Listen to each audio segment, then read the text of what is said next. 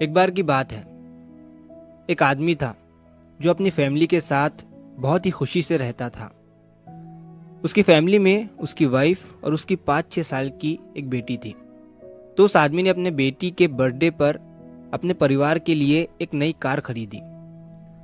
ये देखकर फैमिली के सारे लोग बहुत ही खुश हो गए और सबसे ज्यादा उस आदमी की बेटी ये देखकर बहुत खुश हो गई कि उसके बर्थडे पर उसके पापा ने नई कार खरीदी है। अब अगले दिन सुबह जब वो आदमी नींद से जागा तो उसने देखा कि उसकी बेटी एक नोकीले पत्थर से उस नई कार पर कुछ लिख रही थी, जिसकी वजह से उस कार पर स्क्रैचेस आ रहे थे। ये देखकर उस आदमी को बहुत गुस्सा आया और गुस्से में उसने अपनी बेटी को पीटना शुरू कर दिया। उस आदमी का गुस्सा इतना बढ़ गया कि उसने गुस्से में घर में रखी एक बैट से अपनी बेटी को मारना शुरू कर दिया और तभी उसकी बेटी बेहोश हो गई।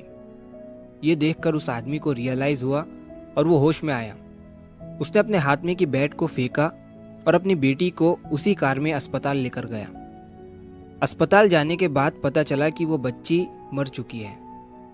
ये सुनने के बाद वो आदमी अचानक सदमे में चला गया और रोते रोते जब वो उस अस्पताल के बाहर निकला तो उसकी नज़र अपनी कार पर पड़ी और उसने देखा कि उसकी बेटी ने उस नोकीले पत्थर से उस कार पर लिखा था, आई लव यू पापा, यू आर माई हीरो। ये देखकर उस आदमी को और भी ज्यादा पछतावा होने लगा और वो अपने किए पर रो रहा था।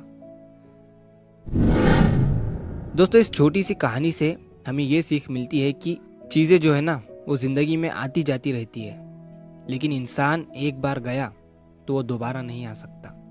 तो हमें चीज़ों से प्यार करने की बजाय इंसानों से करना चाहिए और हमें अपने गुस्से पर काबू रखना चाहिए, क्योंकि गुस्से में हम अपना ही नुकसान करते हैं और जब गुस्सा शांत हो जाता है तो अपने किए पर पछतावा करते हैं और उस पछतावे की कीमत हम कभी अदा नहीं कर सकते हैं। तो गुस्से में थोड़ा शांत रहो, होश में रहो, क्योंकि गुस्से से कुछ ठीक नहीं होता है बल्कि सब कुछ बर्बाद हो जाता है। इसीलिए जिस भी इंसान पर गुस्सा आए एक बार उस इंसान की जगह पर खुद को रखकर देखो। ये सोचो कि वो चीज़ अगर आपके हाथों हुई होती तो आप खुद को थोड़ी ना मारते या फिर खुद पर थोड़ी ना चिल्लाते, बल्कि आप उसे नॉर्मल तरीके से लेते हुए भुला देते। तो जब भी गुस्सा आए सामने वाले इंसान की जगह पर खुद को रखकर देखो, गुस्सा खत्म हो जाएगा। तो अगर आप इस कहानी को और भी लोगों तक पहुंचाना चाहते हो तो इस वीडियो को लाइक करिए ताकि YouTube इस वीडियो को और भी लोगों तक पहुंचाए। और अगर कहानी अच्छी लगी हो तो हमारे चैनल को सब्सक्राइब ज़रूर करिए। मिलता हूँ मैं अगली बार इसी तरह की कहानी के साथ। तो सब्र करो, शुक्र करो और ज़िंदगी में आगे बढ़ो।